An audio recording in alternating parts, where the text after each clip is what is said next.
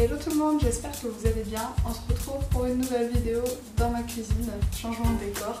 Et aujourd'hui nous allons faire un gâteau en forme de licorne.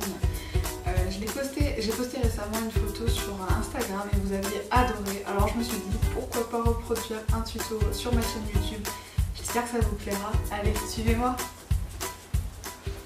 Donc on commence tout d'abord par la préparation de la génoise et pour cela vous aurez besoin de sucre ainsi que d'arôme de vanille. Donc je vous mettrai les proportions en barre d'infos.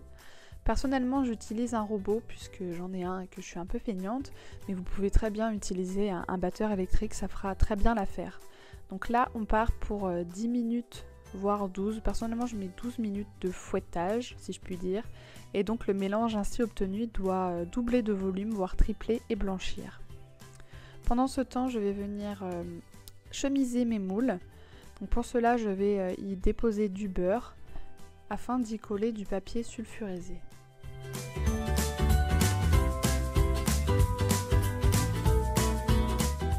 Une fois que la préparation de ma génoise est bien montée, j'y ajoute de la farine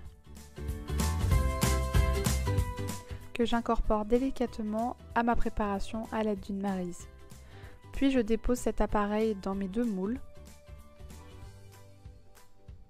et j'enfourne pour 25 à 30 minutes à 180 degrés. Pendant que ma génoise cuit, je vais préparer les décorations du gâteau licorne. Donc pour cela, je vais réaliser la corne. Donc c'est très simple, j'étire un boudin de pâte à sucre blanche. L'idéal c'est d'en avoir une dorée, mais bon vous verrez par la suite que nous allons la décorer de manière à ce qu'elle soit dorée.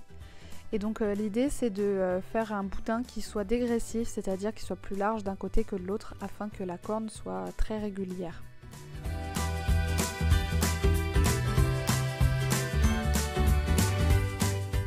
Puis afin de dorer cette corne, je vais diluer de la poudre dorée qu'on trouve en supermarché très facilement dans de l'eau et je vais la peindre ainsi.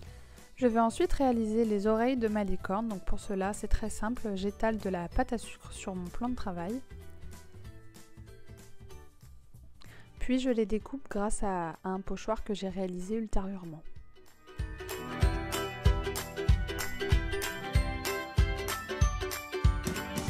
Je vais ensuite découper deux oreilles plus petites que les précédentes afin que celles-ci puissent s'imbriquer dans les plus grandes.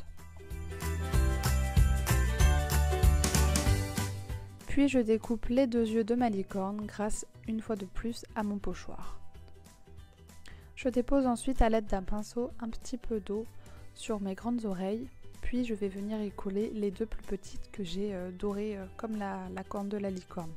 Une fois que ma génoise est cuite et refroidie, je vais la couper en deux afin d'obtenir 4 gâteaux.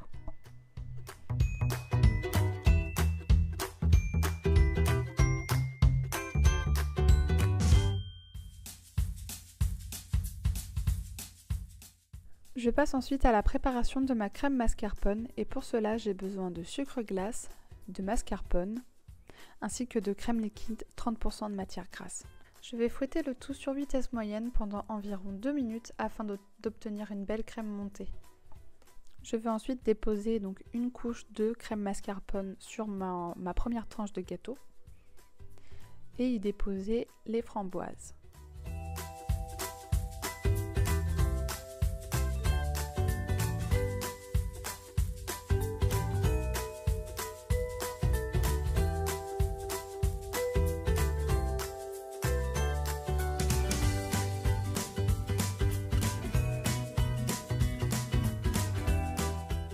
Une fois que mes framboises sont bien réparties, j'y dépose une deuxième couche de génoise, puis une deuxième couche de crème mascarpone. Et je répète l'opération.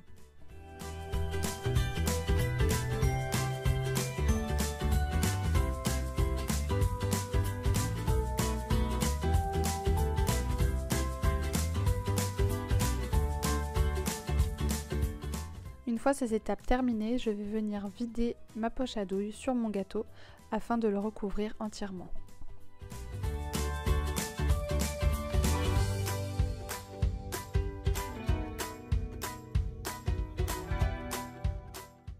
L'objectif étant que l'on distingue le moins possible les différentes couches de gâteau. Puis je vais diviser le restant de ma crème mascarpone en 3 et la colorer.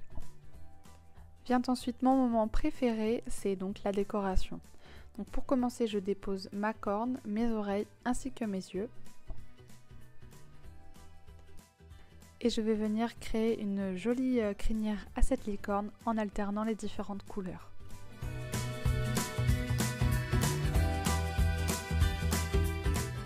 Donc là, c'est vraiment le moment de vous amuser et de laisser libre cours à votre imagination.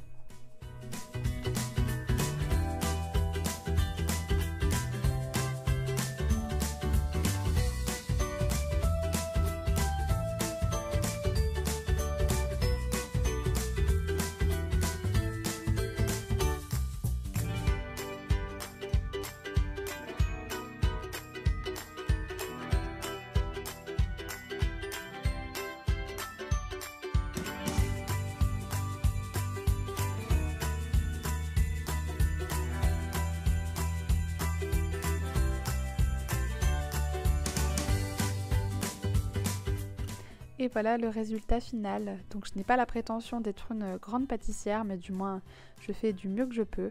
J'espère que cette vidéo vous a plu et quant à nous, on se retrouve très vite. Bye!